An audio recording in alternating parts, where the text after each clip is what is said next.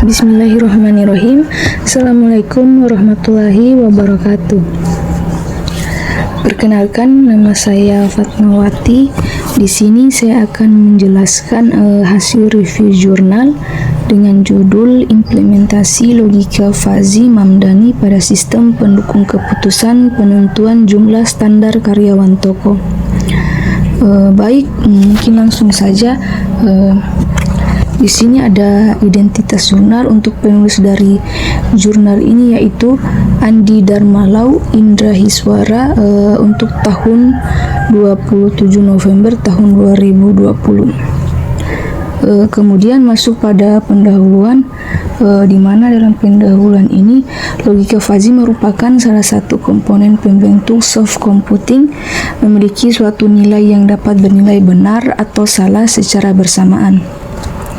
Implementasi logika fuzzy sebagai SPK telah banyak digunakan, seperti logika fuzzy untuk sistem pengaturan suhu ruangan, automatic transmission system pada beberapa kendaraan bermotor, sistem penilaian karyawan, dan lain-lain. Namun persaingan usaha perdagangan di era modern saat ini semakin ketat hingga ke perdagangan retail. Kegiatan perdagangan ini dapat diidentifikasikan sebagai salah satu aktivitas bisnis yang melakukan penambahan nilai terhadap produk-produk dan layanan penjualan kepada konsumen dalam penggunaan atau konsumsi perseorangan maupun kelompok. Kegiatan operasional toko sering mengalami kelebihan atau kekurangan karyawan. Hal ini menyebabkan kurang efektif, terganggunya operasional toko, dan kerugian finansial bagi perusahaan. Untuk menentukan standar jumlah karyawan pada toko Indomaret dibutuhkan sebuah SPK, di mana aplikasi SPK yang dikembangkan dalam penelitian ini diharapkan membantu dalam menentukan beberapa standar jumlah karyawan yang diperlukan dalam operasional masing-masing toko, sehingga dapat meminimalisir kerugian finansial yang timbul akibat kekurangan atau kelebihan karyawan. Kemudian masuk pada tujuan penelitian, di mana dalam tujuan penelitian ini untuk mengembangkan sistem pendukung keputusan yang dapat membantu manajemen toko mengaplikasikan logika fuzzy Mamdani untuk mengelola data, meningkatkan efisiensi operasional toko dengan menentukan jumlah karyawan, dan memvalidasi keakuratan dan efektivitas metode fuzzy Mamdani. Kemudian masuk pada metode yang digunakan. Untuk metode yang digunakan dalam metode ini untuk mendapatkan data dan informasi yang objektif dan sesuai dengan permasalahan, dilakukan observasi untuk menganalisa masalah melalui dokumen, laporan, dan proses-proses yang terjadi pada sistem yang berjalan.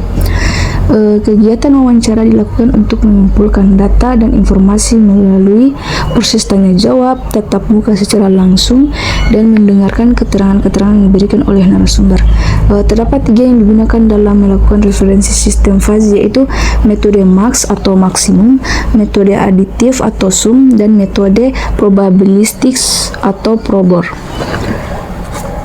Kemudian masuk pada hasil dan pembahasan, di mana dalam hasil dan pembahasan ini terdapat faktor-faktor yang mempengaruhi standar jumlah karyawan di toko Indomaret adalah model display rack, sales per day, dan tipe toko. Untuk mendapatkan output dengan metode Mamdani diperlukan 4 tahapan, yaitu yang pertama di sini ada pembentukan himpunan fuzzy, di mana variabel input maupun output dibagi menjadi satu atau lebih himpunan fuzzy. Kemudian yang kedua, aplikasi fungsi implikasi, di mana fungsi implikasi yang digunakan adalah min. Kemudian yang ketiga yaitu komposisi aturan, di mana menggabungkan output fuzzy dari semua aturan menggunakan metode agregasi seperti max atau sum. Kemudian masuk pada 4, penegasan atau defusifikasi. Input dari proses defusifikasi adalah suatu himpunan fuzzy yang diperoleh dari suatu komposisi aturan-aturan fuzzy, sedangkan output yang dihasilkan merupakan suatu bilangan Sedangkan output yang dihasilkan merupakan suatu bilangan pada himpunan fazi tersebut. Ada beberapa metode defazifikasi pada komposisi aturan Mamdani, yaitu metode centroid, metode bisektor, metode mean of maximum, metode largest of maximum, dan metode smallest of maximum.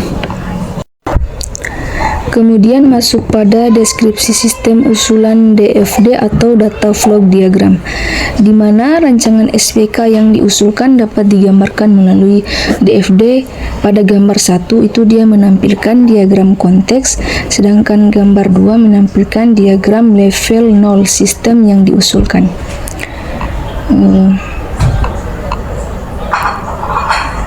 Kemudian masuk pada spesifikasi sistem, di mana dalam spesifikasi sistem ini dia algoritma aplikasi SPK yang diusulkan ditampilkan pada gambar 3, yaitu flowchart logika fazi.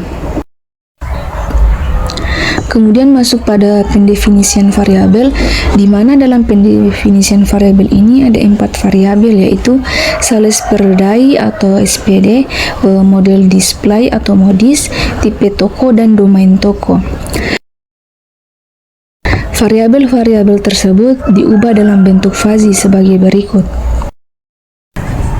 Kemudian masuk pada satu variabel sales per day atau SPD, di mana pada variabel SPD ini dibagi menjadi 5 himpunan fazi, yaitu tidak ramai, kurang ramai, cukup ramai, ramai, dan sangat ramai.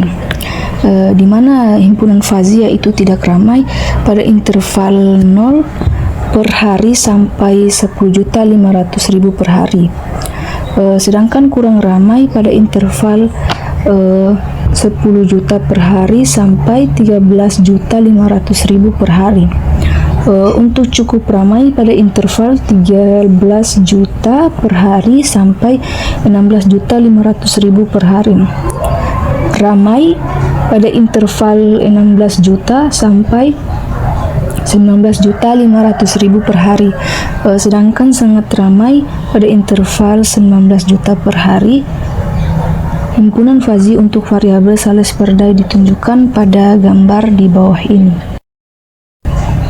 Kemudian masuk pada yang kedua, variabel tipe toko, di mana pada variabel tipe toko dibagi menjadi 5 himpunan fazi, yaitu standar pada interval 0 sampai 20 poin, convenience atau CV pada interval 18 sampai 40 poin, new convenience atau NC pada interval 38 sampai 60 poin, plus pada interval 58 sampai 80 poin adalah fresh pada interval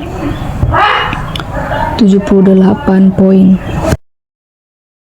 Kemudian masuk pada 3 variabel model display, di mana pada variabel model display ini dibagi menjadi 3 himpunan fazi, yaitu modis kecil pada interval 0 sampai 40 rak, modis sedang pada interval 30 sampai 70 rak, modis besar pada interval 60 rak.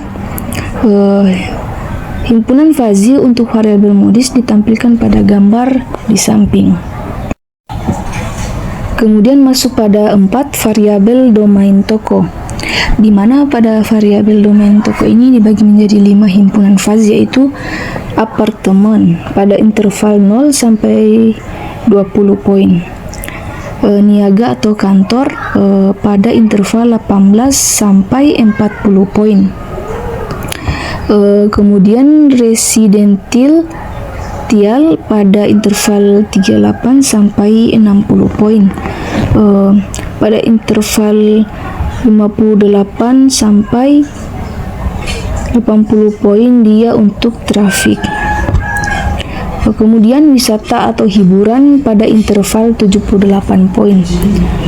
Untuk himpunan fazi variabel domain toko bisa dilihat pada gambar di samping.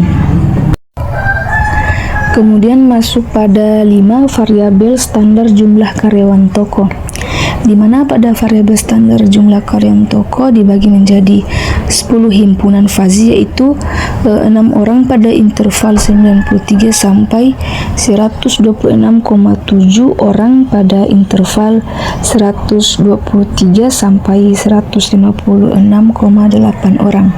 Pada interval 153 sampai 189,9 orang pada interval 186 sampai 222,10 orang. Pada interval 219 sampai 249,11 orang pada interval 246 sampai 282,12 orang. Pada interval 279 sampai 316,13 orang. Pada interval 313 sampai 342,14 orang. Pada interval 339 sampai 369,15 orang. Pada interval 366, di mana himpunan fazi untuk variabel standar jumlah karyawan toko ditunjukkan pada gambar di samping. Gambar 8 yaitu kurva himpunan fazi pada variabel standar jumlah karyawan toko. Nah, setelah mengubah variabel-variabel dalam bentuk fazi, di sini akan muncul tampilan layar, di mana pada tampilan aplikasi SPK secara berturut-turut ditunjukkan pada gambar 9 untuk halaman home, gambar 10 untuk halaman input data, dan gambar 11 untuk halaman laporan. Implementasi SPK untuk menentukan standar jumlah karyawan toko di toko Indomart dengan menggunakan logika fazi dengan metode Mamdani yang dikembangkan telah berjalan sesuai dengan yang diharapkan. Bisa dilihat untuk tampilan layarnya, yaitu gambar 9 untuk tampilan halaman home, 10 dia untuk tampilan halaman input data, dan gambar 11 dia itu tampilan halaman laporan. Kemudian masuk pada kesimpulan, di mana dalam kesimpulan ini penelitian ini berhasil mengembangkan sebuah aplikasi SPK yang berfungsi untuk menentukan standar jumlah karyawan toko. Aplikasi SPK dikembangkan dengan mengimplementasikan logika fazi dengan metode Mamdani. Aplikasi SPK telah berjalan sesuai dengan yang diharapkan. Untuk saran saya, sebaiknya uji coba dengan toko dengan skala berbeda. Misalnya toko kecil, FE supermarket besar, untuk menguji fleksibilitas sistem. Dan jika memungkinkan, kembangkan aplikasi berbasis web atau perangkat lunak untuk memudahkan toko-toko dalam mengadopsi sistem ini. Mungkin itu saja yang dapat saya jelaskan mengenai hasil review jurnal dengan judul Implementasi Logika Fazi Mamdani pada Sistem Pendukung Keputusan Penentuan Jumlah Standar Karyawan Toko. Lebih dan kurangnya mohon dimaafkan. Akhir kata, wabillahi taufiq wa hidayah. Wassalamualaikum warahmatullahi wabarakatuh.